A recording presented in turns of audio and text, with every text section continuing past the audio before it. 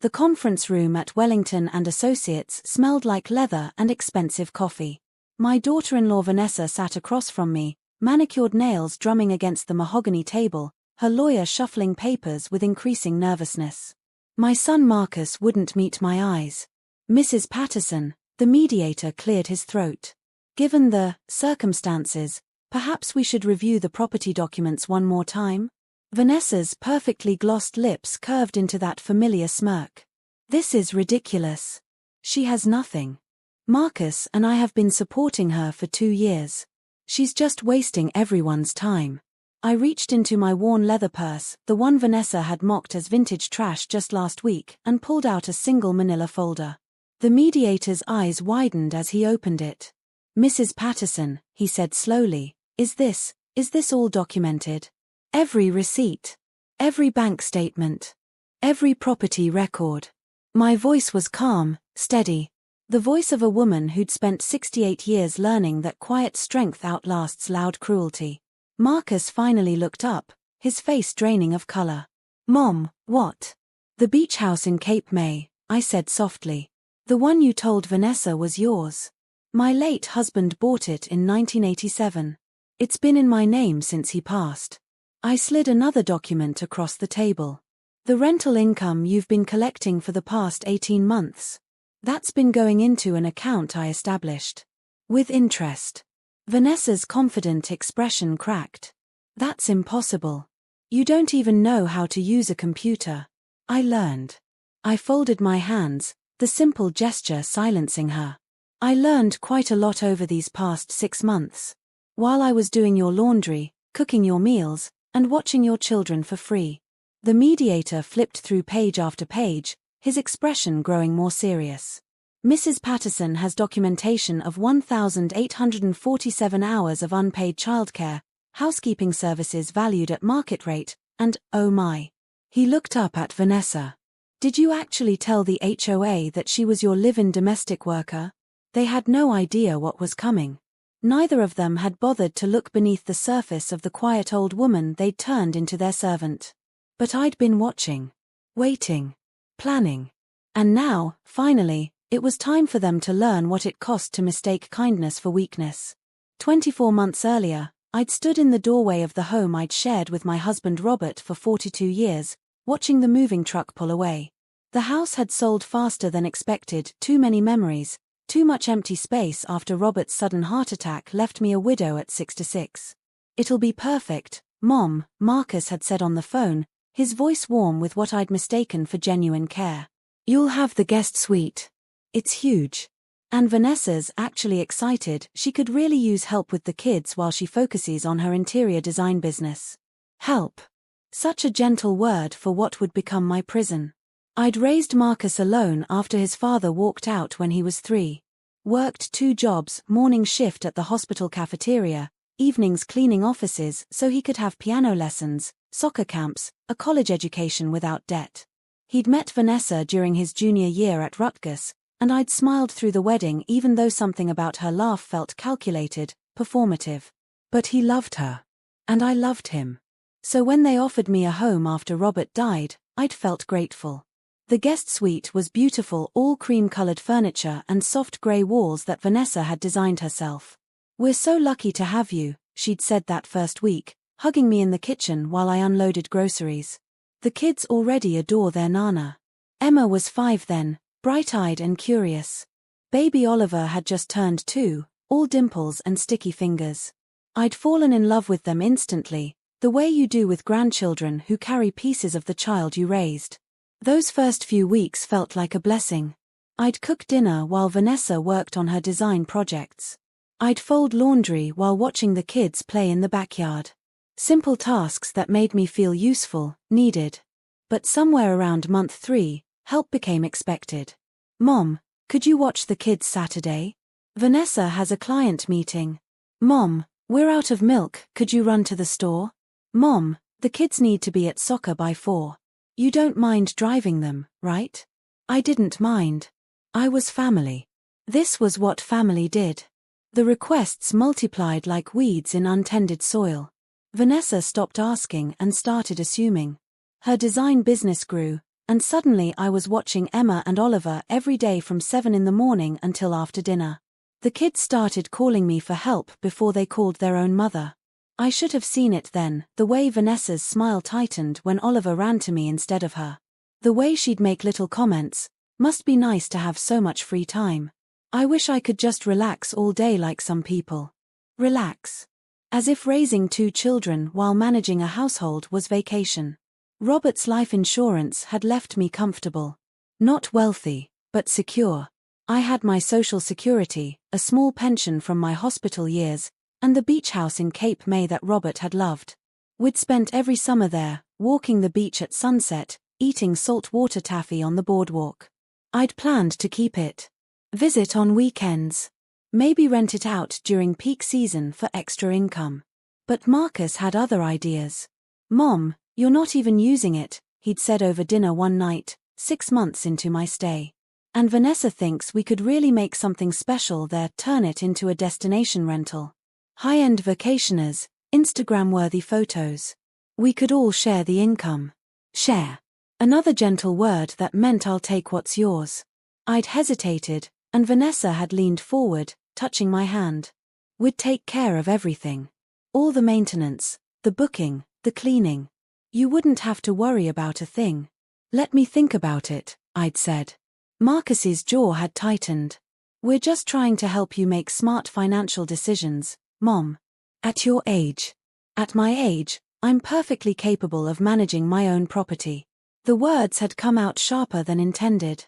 The temperature in the room had dropped by several degrees. That's when I should have known. Should have recognized the warning signs. But I'd wanted so badly to believe that my son still saw me as his mother, not an asset to manage. The shift happened gradually, then all at once. Vanessa stopped saying thank you when I cooked. She'd walk into the kitchen, inspect whatever I'd made, and wrinkle her nose. "The kids really need healthier options. Maybe more organic vegetables." Then she started leaving lists. Detailed, typed instructions for meals, cleaning schedules, the children's activities. My name wasn't on them, just Nana's daily tasks. "It helps keep everyone organized," she'd said when I questioned it. Marcus was home less and less. Late at the office. Business dinners. Golf outings. When he was home, he'd retreat to his study, leaving me with Vanessa and the kids. And slowly, room by room, my presence in their house shrank. The guest suite became storage space we really need. My books were packed away, they don't match the aesthetic. My late husband's photo disappeared from the mantel, it makes the space feel cluttered.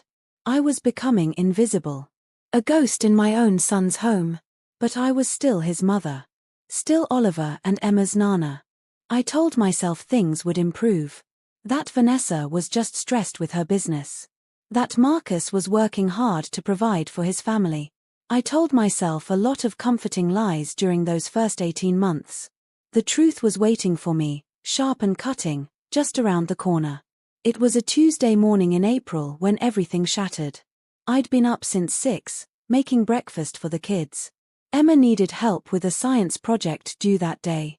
Oliver had spilled apple juice down his school uniform, requiring a complete change. I'd finally gotten them both out the door with Marcus by 7:45, then returned to find the kitchen looking like a breakfast bomb had detonated. I was loading the dishwasher, still in my bathrobe, when Vanessa appeared. She was dressed for success in a cream pantsuit, her dark hair styled in perfect waves. She didn't say good morning. Just stood in the doorway, holding her coffee mug, watching me scrub egg off a plate. "We need to talk," she said. I straightened, wiping my hands on a dish towel. "Of course. What's wrong?" She set her mug down with a deliberate click. "This arrangement isn't working anymore." My stomach knotted.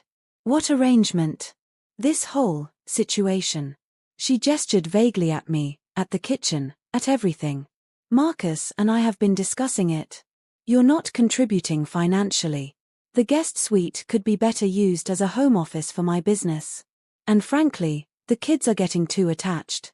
It's not healthy." The words landed like slaps. "Not contributing? Vanessa, I watch Emma and Oliver every single day. I cook, I clean. Which is the least you can do," she interrupted, her voice sharp. Considering you're living here rent-free, do you have any idea what childcare costs?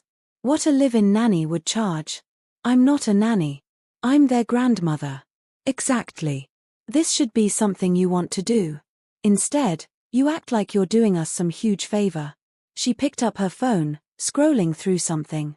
Marcus and I have found you a very nice senior living community in Cherry Hill. 1 bedroom, shared common areas. It's perfect for someone at your stage of life. Stage of life. Like I was a terminal patient being managed toward an inevitable end. Cherry Hill is 45 minutes away, I said quietly. I'd barely see the kids. That's the point. Vanessa's expression was cold, calculated. They need to bond with me. Not be raised by someone who still thinks it's 1985. Something cracked inside me then. Not broke, cracked. Like ice before it shatters completely. I'll think about it, I managed. There's nothing to think about. She opened her designer purse, pulled out a set of keys. These are to the storage unit we've rented for your things. Start packing. We need you out by the end of the month. Does Marcus know about this? Her smile was thin, triumphant. Whose idea do you think it was? That's when she did it. Reached into the utility drawer, pulled out an old dish rag stained, fraying at the edges, and threw it at me. It hit my chest and fell to the floor. From now on, cooking and laundry are all yours, stop freeloading. Her voice was loud enough that I knew she wanted me to feel small, wanted to see me shrink. Earn your keep while you're still here. She walked out, heels clicking against the hardwood, leaving me standing in the kitchen I'd maintained for 2 years, a dirty rag at my feet. I bent to pick it up, hands shaking. Not from fear. Not from sadness. From something else. Something that had been sleeping inside me, patient and quiet, waiting for exactly this moment to wake up. I thought of my mother, who'd survived the depression by being tougher than the times that tried to break her. I thought of Robert, who'd taught me that dignity wasn't given, it was claimed. I thought of the 35 years I'd spent invisible in other people's kitchens, cleaning other people's offices, making sure my son never had to feel small the way I'd been made to feel. And I realized something important. I hadn't been freeloading. I'd been paying. With my time, my energy, my love. I'd paid in every meal cooked, every diaper changed, every bedtime story read.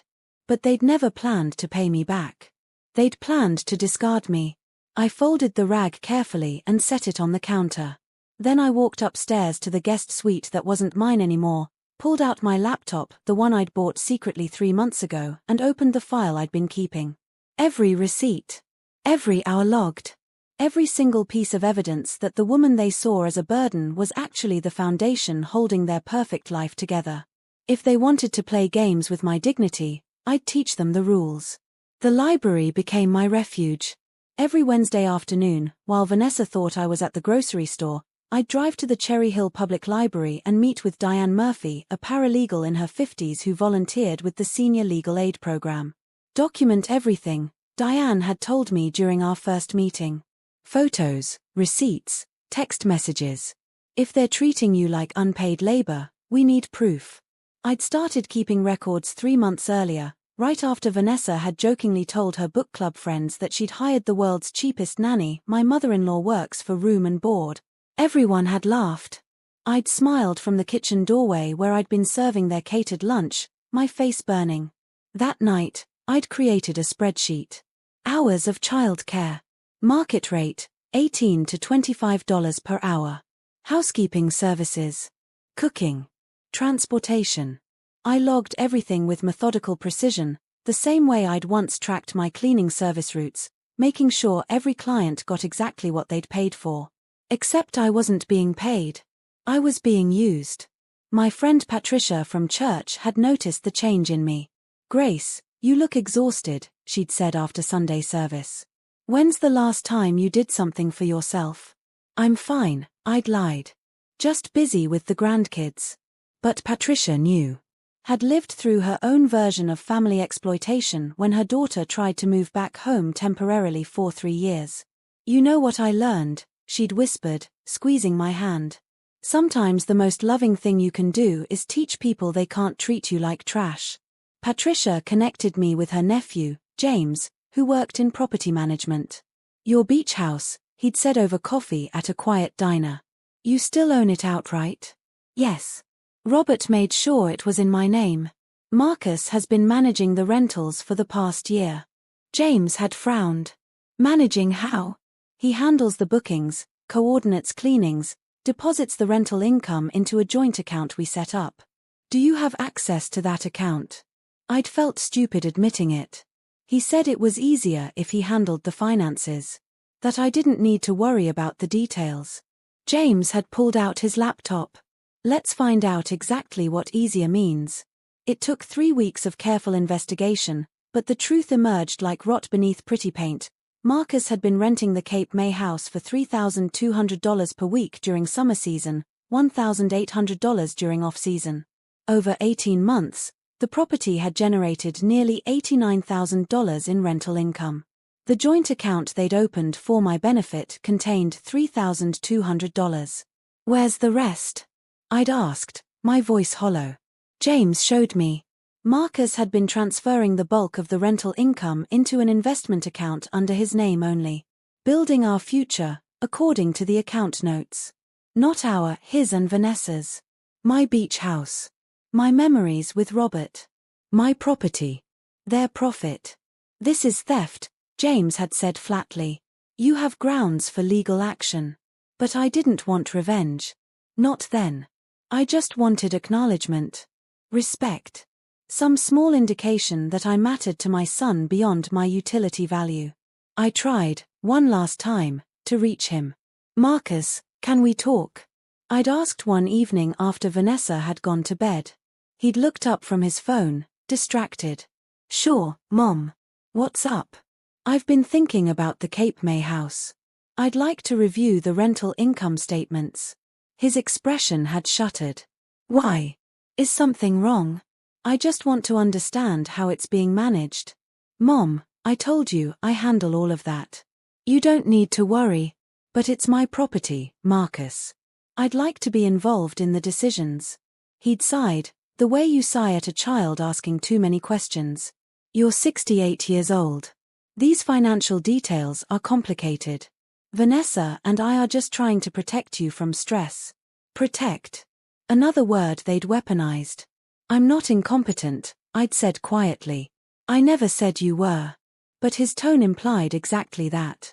Look, Mom, I've got a lot on my plate right now. Can we talk about this another time? Another time never came. That's when I stopped trying to make them see me as human and started documenting every way they turned me into furniture. I photographed the daily task lists Vanessa left. I saved every text message asking me to handle one more thing. I documented the HOA meeting where Vanessa had introduced me as our live-in help to the neighborhood busybodies. I created a market rate invoice for every service I'd provided. 2 years of childcare, housekeeping, cooking, transportation, $147,680. Diane helped me file for access to the rental property account. James helped me establish a separate account where the rental income should have been going all along. And Patricia came with me to look at apartments. Not in Cherry Hill. In Cape May. 2 blocks from my beach house. You're sure about this?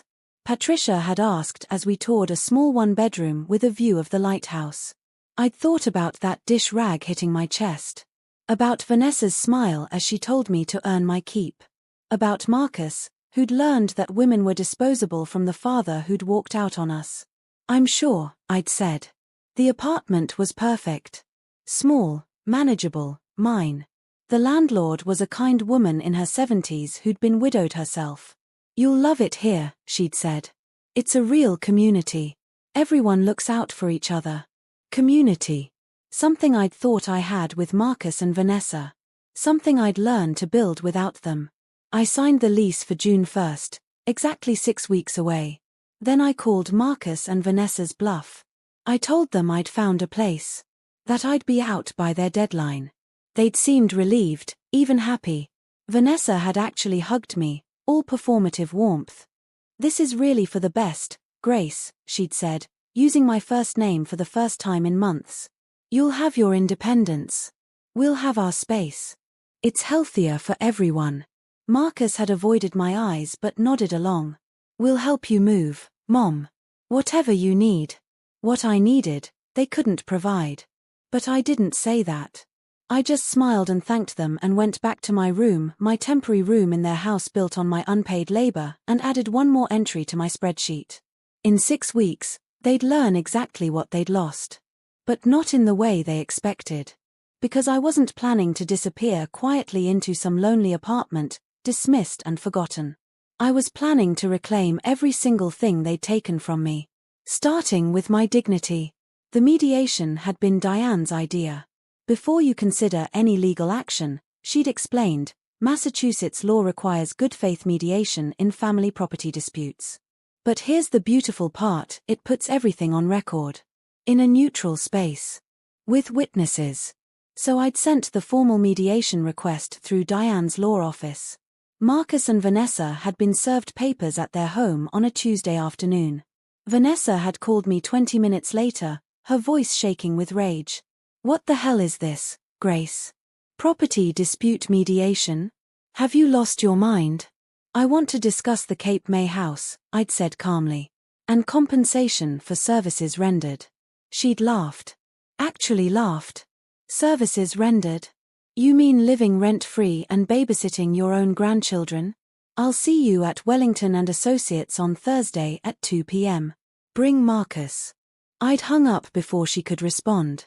Now we sat across the mediator's table, the air thick with tension and expensive cologne. Vanessa had brought her own lawyer, a sharp-looking woman in her 40s who'd spent the first 10 minutes trying to establish that I was mentally incompetent to manage my own affairs. Mrs. Patterson has shown no signs of cognitive decline, the mediator had shut that down quickly. We're here to discuss property management and family agreements. That's when I'd put my folder on the table. Marcus leaned forward now, his face pale.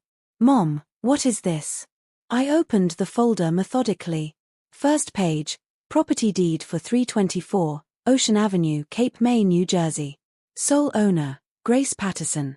Date of purchase, August 1987. My house, I said simply. We know that, Vanessa snapped.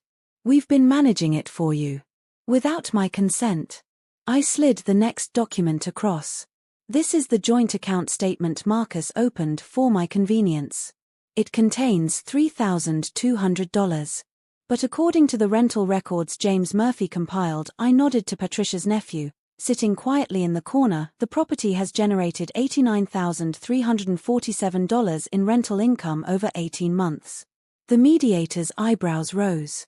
And where is the remaining $86,147? Marcus opened his mouth, closed it. Vanessa jumped in. We've been maintaining the property. Repairs, cleaning, insurance. Documented here. Another set of papers. Total property expenses, $12,400. Paid from the joint account. Leaving $73,747 unaccounted for. Marcus found his voice. Mom, we were investing it. For your future. For when you might need assisted living or in an account I have no access to. Without my permission.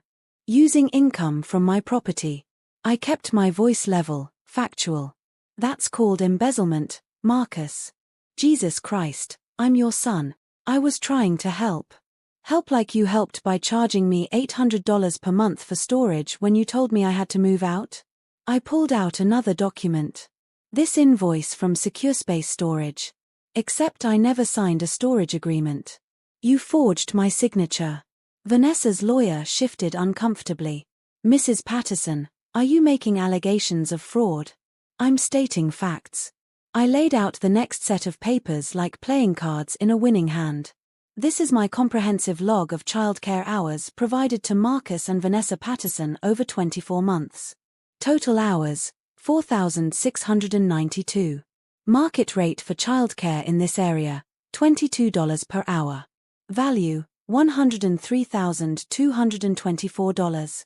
This is insane, Vanessa hissed. You're their grandmother, which I was happy to be. Until you told the homeowners association I was your live-in domestic worker. I pulled out a printed email. This correspondence from your HOA president, confirming that you'd registered me as household staff to avoid guest residency restrictions. The mediator's expression shifted from neutral to deeply concerned. Ms. Patterson, did you actually represent your mother-in-law as employed staff? Vanessa's face flushed. It was a technicality. The HOA rules about long-term guests are ridiculous. So you committed fraud to bypass them, I said, while simultaneously failing to pay me the wages you legally owed for domestic work. Marcus stood abruptly. This is bullshit. Mom, we gave you a home. We took care of you after Dad died. You used me. The words came out quietly, but they silenced him. You saw a lonely widow and decided she'd make a perfect unpaid servant. When I stopped being convenient, you tried to warehouse me 45 minutes away where I couldn't interfere with your perfect family. That's not, Marcus's voice cracked. That's not how it was. Then how was it? I met his eyes. Explain to me how stealing $73,000 of my rental income was helping. Explain how forging my signature was taking care of me. Explain how your wife throwing a dirty rag at me and telling me to earn my keep was family. Silence. Thick and suffocating. The mediator cleared his throat. Mrs. Patterson, what outcome are you seeking? I'd practiced this moment in my bathroom mirror a dozen times. But now, facing my son's devastated expression, I almost wavered. Almost let love override justice. Then I remembered, this wasn't about revenge. It was about teaching them that I was a human being, not a resource to exploit. First, immediate return of all rental income wrongfully withheld from my property. Second, fair market compensation for services provided, minus reasonable room and board costs. Third, a formal property management agreement going forward, if they wish to continue managing the Cape May house, with proper accounting and my full access to all records. I paused. And fourth, a written apology. An apology. Vanessa's voice dripped with venom. For what? For treating me like trash. For making me feel worthless in my own son's home. For teaching your children that grandmothers are disposable. I looked at Marcus. For forgetting that I worked 2 jobs for 18 years to give you a life I never had. Tears streamed down his face now. Mom. I loved you, I said. I still love you. But I will not let you discard me like I never mattered. The mediator looked at Vanessa's lawyer. I think we need a recess. Perhaps you'd like to consult with your clients about Mrs. Patterson's very reasonable requests. Vanessa stood so fast her chair scraped against the floor. Reasonable? She's trying to extort her own family. Actually, Diane spoke up from beside me, her voice professional and sharp. Mrs. Patterson is showing remarkable restraint. She could pursue criminal charges for fraud, embezzlement, and elder financial abuse. Instead, she's asking for what's legally and morally hers, plus an acknowledgement of her humanity. She smiled, cold and precise. I'd call that more than reasonable. I'd call it mercy. The mediation resumed after a 45-minute recess.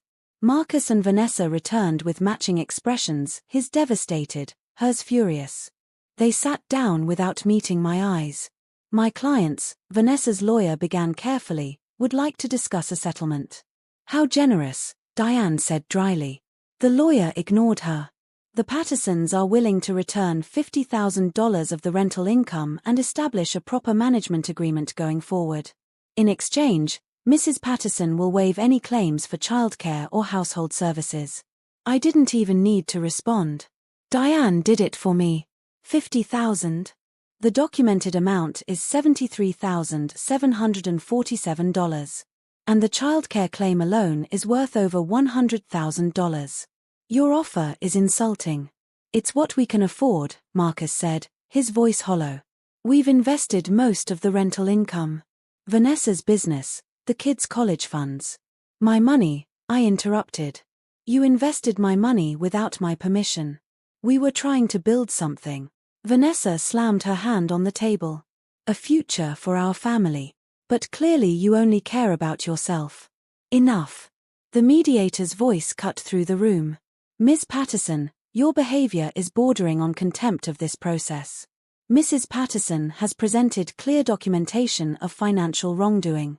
Your options are to negotiate fairly or allow this to proceed to civil court, where, I'll remind you, discovery will be far more invasive and public. Vanessa's lawyer whispered something urgent to her. Vanessa's shoulders sagged. Fine. She wouldn't look at me. We'll return the full rental amount. But the childcare compensation is ridiculous. We're family. That's not how family works. You're right, I said quietly. Family doesn't work like this. Family doesn't exploit each other. Family doesn't throw rags at their mother and tell her to earn her keep. Marcus made a sound like something breaking. Mom, I'm sorry. God, I'm so sorry. I didn't know Vanessa did that. You knew enough. I wouldn't let him hide behind ignorance. You knew I was watching your children full time. You knew I was cooking and cleaning. You knew I'd moved in because I was lonely and grieving. And you let your wife treat me like hired help because it was convenient. I'll fix it, he said desperately. Tell me how to fix it. You can't. The truth settled over us like snow. You can make it right financially. You can apologize. But you can't undo the fact that when I needed my son, you saw a resource to manage instead. Tears rolled down his face. Please. I can't lose you. Something in me softened, just slightly. Because beneath the man who'd disappointed me was the little boy I'd raised alone, the child who'd had to grow up too fast because his father abandoned us. You don't have to lose me, I said.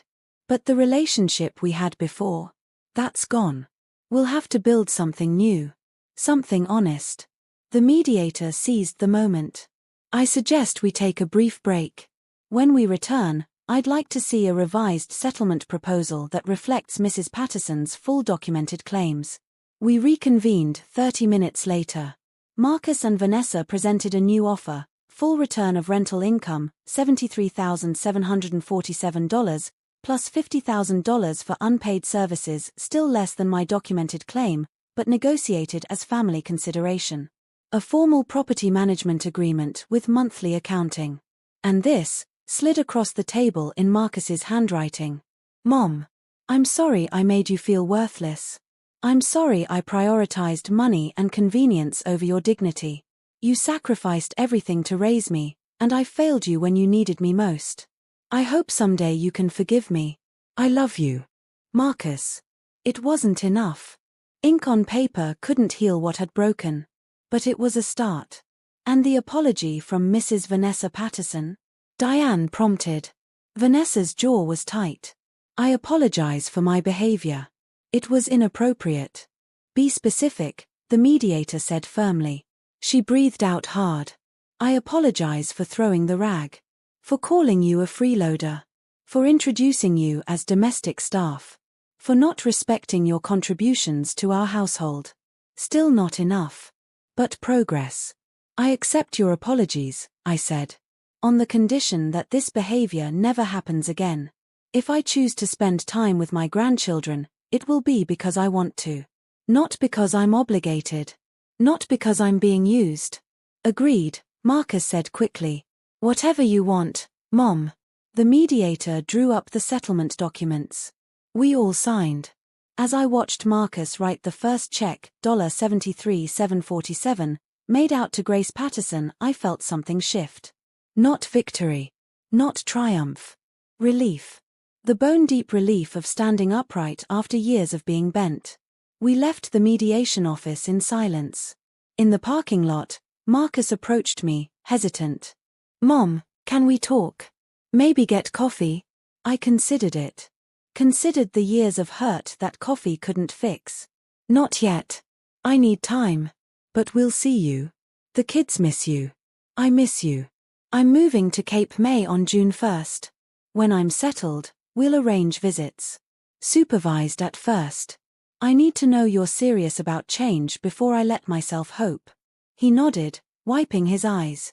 I understand. I'll do better. I promise. Promises.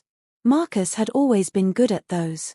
Following through was the part he struggled with. But as I drove away, windows down and spring air rushing in, I realized something important. Whether Marcus kept his promises or not didn't determine my worth anymore. I'd proven to myself that I mattered. That I wouldn't accept crumbs when I deserved respect. Patricia called as I pulled into a Starbucks to celebrate with an overpriced latte. How did it go? I won. Of course you did. I could hear her smile. What now? Now? I thought about the Cape May apartment, the beach house I'd reclaim, the life I'd build on my own terms. Now I go home. My real home. The first morning I woke up in my Cape May apartment, I didn't hear children's voices demanding breakfast. I didn't hear Vanessa's heels clicking on hardwood or Marcus rushing out the door. I heard seagulls. Waves. The gentle creak of the old building settling around me like a comfortable embrace. I made coffee in my tiny kitchen, just mine, no one else's, and carried it onto the small balcony. The lighthouse stood sentinel in the distance. The same lighthouse Robert and I had walked to every anniversary. The same lighthouse Emma had drawn in crayon during our last summer together, before everything changed. My phone buzzed. A text from Marcus. The kids made you cards.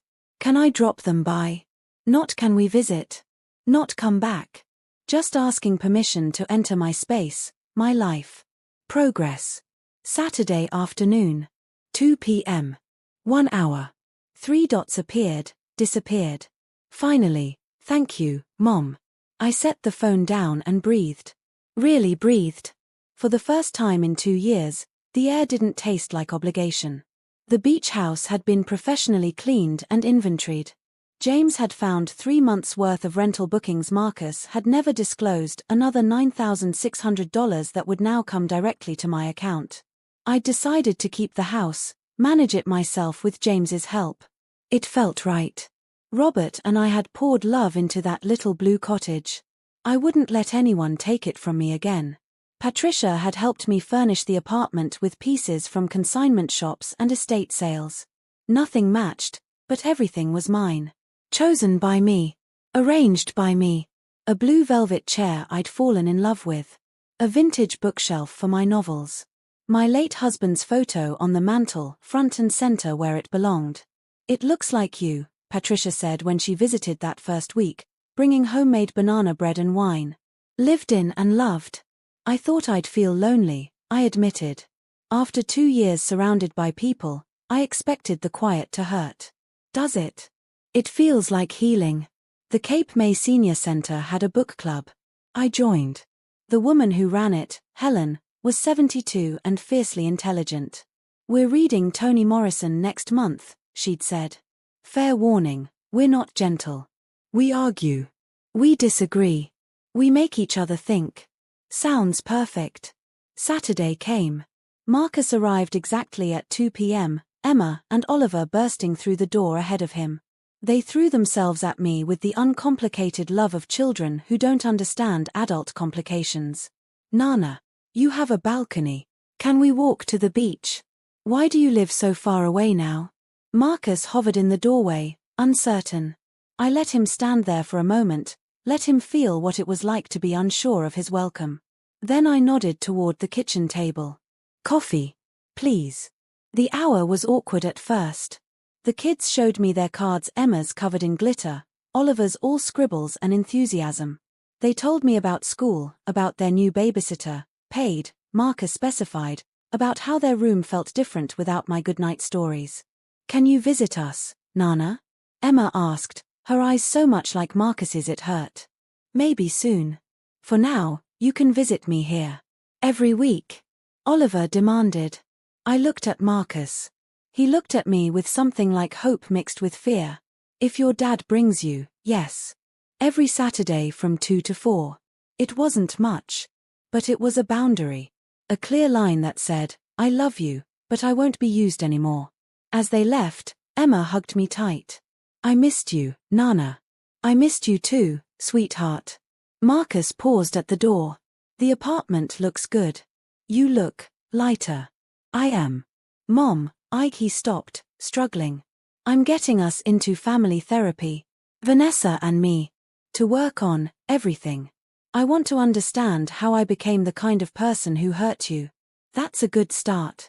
Will you ever forgive me? I thought about forgiveness. About how it isn't a switch you flip but a path you walk, uncertain and uneven.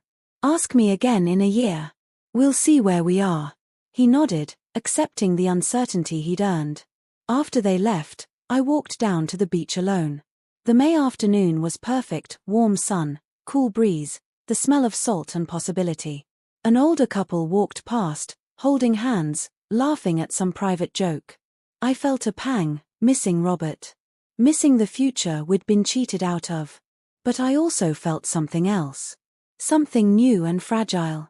I felt free. Free from the weight of being everything to everyone.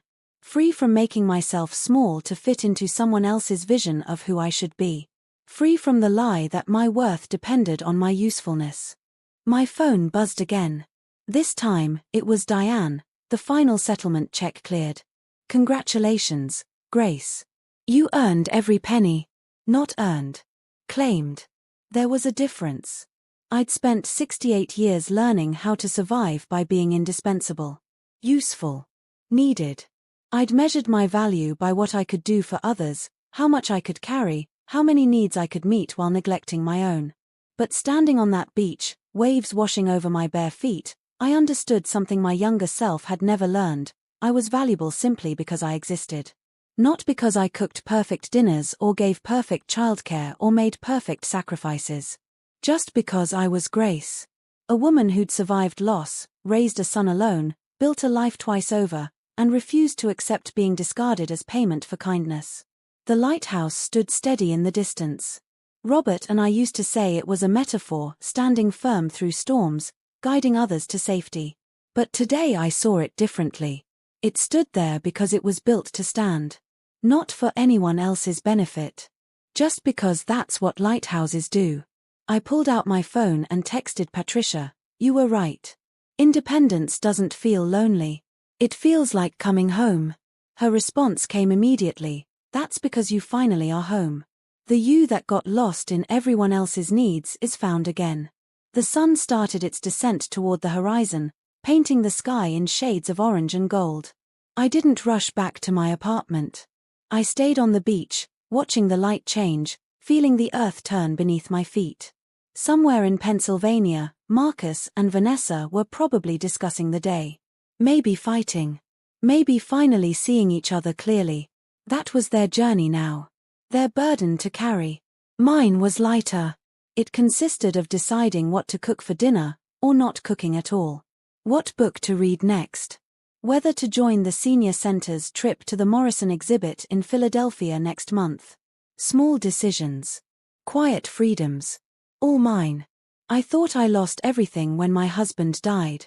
Then I thought I lost everything again when my son chose convenience over compassion.